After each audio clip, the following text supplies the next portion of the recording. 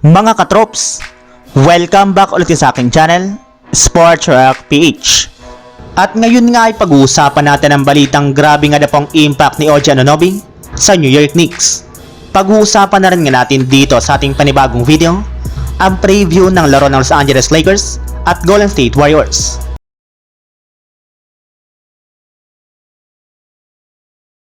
Para nga po sa inyong kalaman mga katrops, isa pa rin nga po ang New York Knicks sa may pinakamalakas at pinakamalalim na lineup ngayong season, since nagawa pa rin nga po nalang manalo sa kanilang mga nakalipas na laro at makaangat sa ika-4th seed sa standings ng Eastern Conference.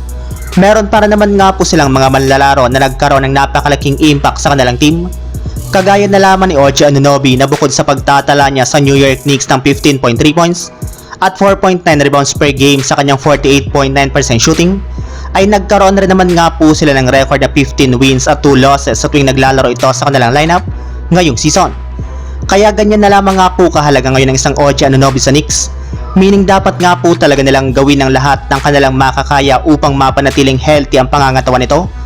Gayong kakailanganin nga po nila ito ng gusto kapag nakaharap sila ng malakas na kupunan sa darating na playoffs.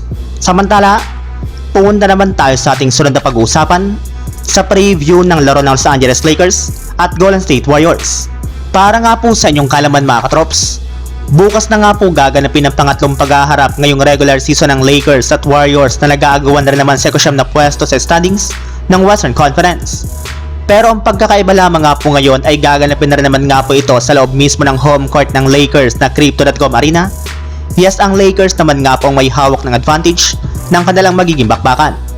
Pero bago pa man nga po mga katrops magsimula ang kanilang laro, ay inanunsyo muna nga po ng Lakers ang kanilang injury report na hindi dito maglalaro ang kanilang mga players na sina Christian Wood, Jared Vanderbilt, Gabe Vincent, Cam Reddish at Colin Castleton. Nakalistar naman nga po dito bilang probable si Anthony Davis habang questionable naman si LeBron James. Samantala sa parte naman nga po ng Golden State Warriors ay nakalista naman nga po bilang questionable pareho ang kanilang mga players na sina Stephen Curry at Draymond Green na parehong may tinatamong injury ngayon sa kanilang mga pangangatawan.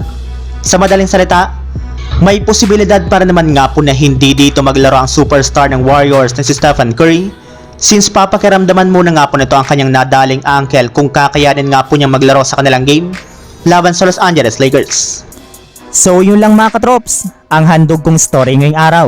Sana nag-enjoy kayo, please like and subscribe my YouTube channel, Sports React PH, para sa iba pang story at update patungkol sa NBA. Kita-kits muli sa ating susunod na video.